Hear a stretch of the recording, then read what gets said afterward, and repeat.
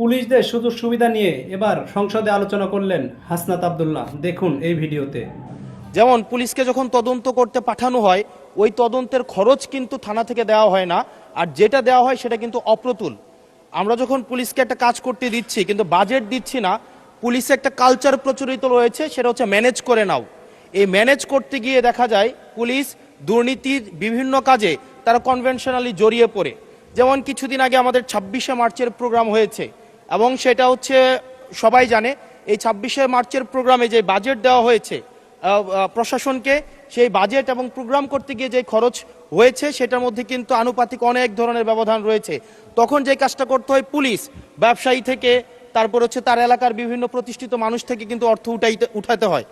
আমার মাননীয় স্বরাষ্ট্রমন্ত্রীর কাছে প্রশ্নটি হচ্ছে, এই যে পুলিশের যথাযথ বাজেট দেওয়া হবে কিনা, যাতে করে তাদের যে রুটিন ডেইলি অ্যাক্টিভিটিগুলো রয়েছে সেই ডেইলি অ্যাক্টিভিটিগুলো যথাযথভাবে তারা পরিচালনা করতে পারে, এবং তাদেরকে যেন ম্যানেজ করে নাও কালচারে যেন না যেতে হয়, এবং কোনো ধরনের দুর্নীতিতে যেন তাদেরকে যুক্ত না হতে হয়। ধন্যবাদ।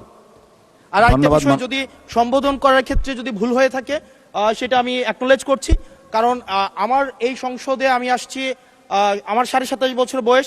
সেখানে মাননীয় স্বরাষ্ট্রমন্ত্রী যখন সংসদে এসেছেন 1991 সালে, আর আমি জন্ম হয়েছি 1998 সালে।